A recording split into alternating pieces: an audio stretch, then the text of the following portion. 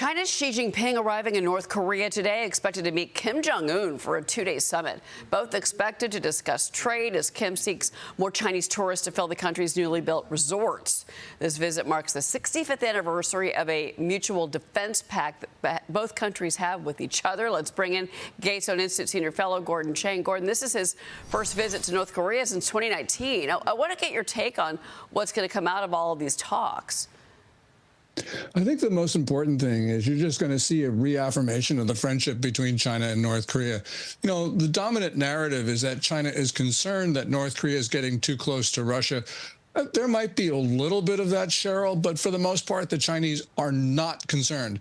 And the reason is that they provide critical lifelines to both Russia and North Korea. And so Xi Jinping knows that neither Vladimir Putin nor Kim Jong Un can stray too far. Before these recent agreements between Russia and North Korea, China was providing something like 95% of North Korea's external trade. And that's a real indication that China determines the tune in North Korea. North Koreans, yeah, they don't like the Chinese. Koreans haven't liked the Chinese for 600 years.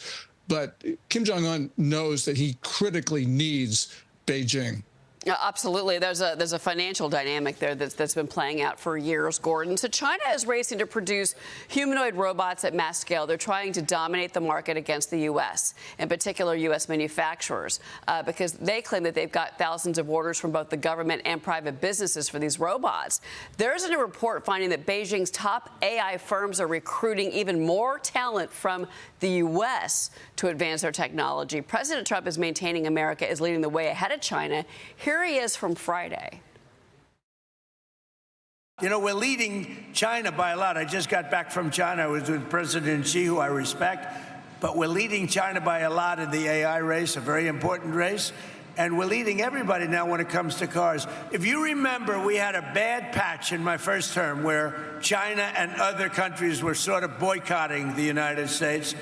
And I met with the farmers, and I said, I'm going to get you something for it because you've been treated very badly.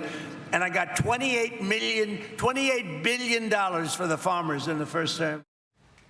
Gordon, your reaction to what the president had to say on Friday?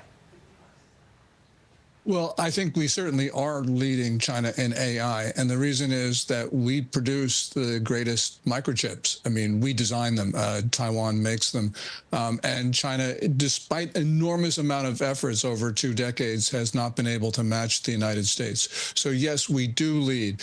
The important thing, which is really interesting, was that a week ago, the Trump administration reinstated the most important part of Biden's AI diffusion rule, so that now even if you got a foreign subsidiary of a Chinese company, it still needs to get approval if you want to sell them advanced chips.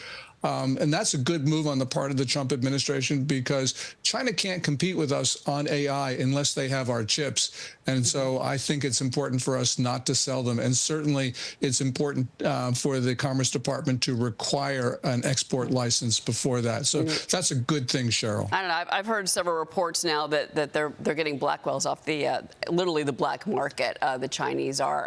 Ashley Davis is with me this morning. She's got a question for you. Ashley, go ahead. Sure. Gordon, first of all, I think you're the best on this topic in the business. So, you know, going on the AI theme, a lot over the last few weeks that I've been dealing with personally, and you've been hearing a lot of, is the Chinese influence in regards to the United States building the data centers. Obviously, China has the ability to build data centers like this because they don't care about regulation and they don't care about some of the things that we have to go through as the U.S.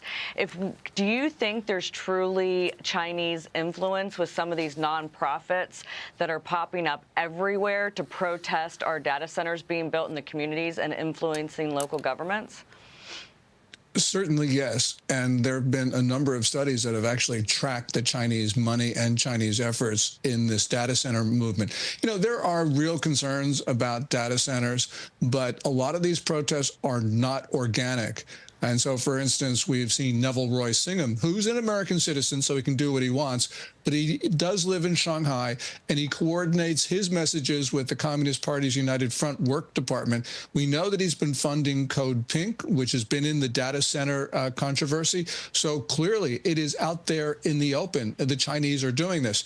You know, it used to be climate change. And before that, we saw in the Cold War, the Soviet Union contribute to the disarmament movement. So we've got an open society. The bad actors know about that, and they do try to create controversies, and they do fund protest movements. So there's no question about it, Ashley. And certainly, Ashley was, she's been dealing with this and you know, just seeing like this. I'm glad you brought that up because I know that you and Kevin O'Leary have really put a spotlight on this. And I'm glad you have. Also this morning, Gordon, with you, China ramping up investment into space-based artificial intelligence computing with a newly established research institute. So this would focus on studies across space computing chips, intersatellite laser communication, space energy, and space safety standards. Maria spoke with NASA Administrator Jared Isaacman about the space race. Watch. America is obviously incredibly advantaged. We've been to the moon before. We did it many times during the Apollo era. We're going back, but we're doing it different this time. We're going back to, of course, build the moon base itself. Investments made in years past in what we call our CLIPS program allows us to scale up mass to the surface of the moon. Lots of landers, lots of rovers, test all the things we're going to need to understand. That's a space race. It's going to be very close. I would say our timing right now is before the end of 2028. The Chinese have said they're going to put their technauts on the moon before 2030. That means sometime in 2029. It means this race is going to come down to months, not years. Who gets there first, Gordon? We get there first, but there are two races for the moon, Cheryl. There's a race to the moon, and we will win that. But there's a far more important race, and that's the race for the moon. That's in order to colonize the moon, especially at the lunar South Pole. And there we're far ahead of the Chinese. And we're far ahead of them because of a company called SpaceX. They got a lead in reusable rocketry. The Chinese have tested reusable rockets, but they are far behind. You need reusable rockets in order to put all that stuff on the moon, which is necessary for a moon base, which is what Isaacman was just talking about. So in the more important race, you know, we're years ahead of the Chinese, not months. All right. Well, good to hear you have that perspective. Gordon Chang, it's good to see you. Thank you for being here. Thank you so much, Cheryl.